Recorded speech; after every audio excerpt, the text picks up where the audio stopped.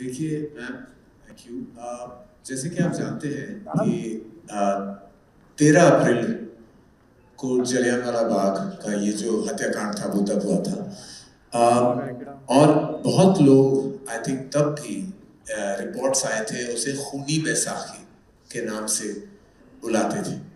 हाँ, बैसाखी सेलिब्रेशन का दिन है, लेकिन उस दिन जो हुआ था वो कोई सेलिब्रेशन नहीं था। वो दर्दनाक था, वो हत्याकांड था, वो जेनोसाइड था। और खुशी उस दिन तो कोई नहीं मना पाया, लेकिन हाँ उसके बाद सालों बाद वो दिन मनाया जाता है। लेकिन हमने जो फिल्म बनाई है वो ना खुशी का है ना गम का है। ये फिल्म गुस्से से बनी, क्योंकि वो जवाब जो हमें बहुत सदियों से नहीं मिला उनसे, वो आज तक नहीं मिला। वो माफी आज तक किसी ने नहीं मांगी। और हम इसीलिए इसी महीने ये फिल्म रिलीज करना चाहते थे, in memory of those lives that were lost, in memories to those wounds that are still raw, in memory of the sadness that engulfs Jallianwala Bagh even today. This film is not a homage, it is not an honor, it is yet a film that asks the British Empire for an apology through the brave narrative of Shankaran Nair. I think जिस तरह आपके सवाल का जवाब मैं देना चाहूँगा, जिस तरह अक्षय ने भी कहा कि it's a deeply emotional film for him. हम पंजाबी हैं, मैं भी पंजाबी हूँ। पापा पार्टीशन के पहले पैदा हुए थे।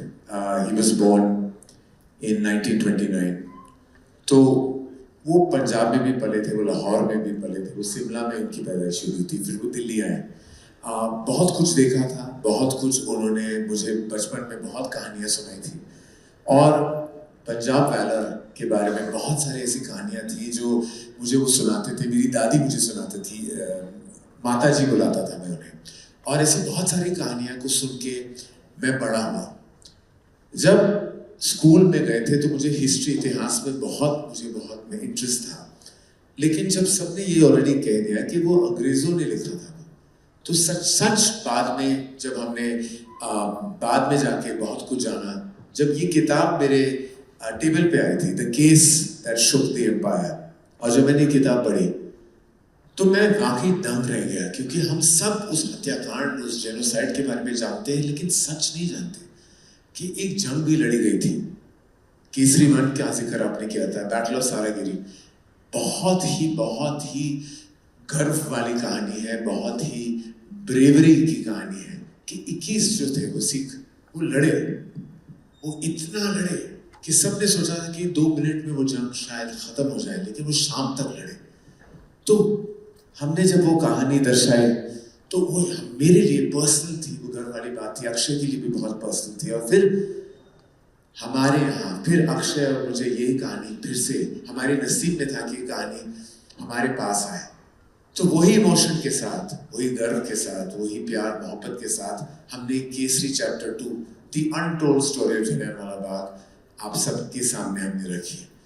तो वो फीलिंग वही है, गर्व की, इमोशन की, और हमारी हिस्ट्री, इतिहास में डीप जाने की और जानने की कि कुछ ऐसी सच्चाइयाँ हैं, कुछ ऐसी कहानियाँ हैं जिसके बारे में शायद हम पढ़ चुके हैं, लेकिन पूरी कहानी नहीं जानते। That's why. Thanks for watching the video. If you like it, please press the like button, share your views in the comment section, and please subscribe to India News TV for more such updates.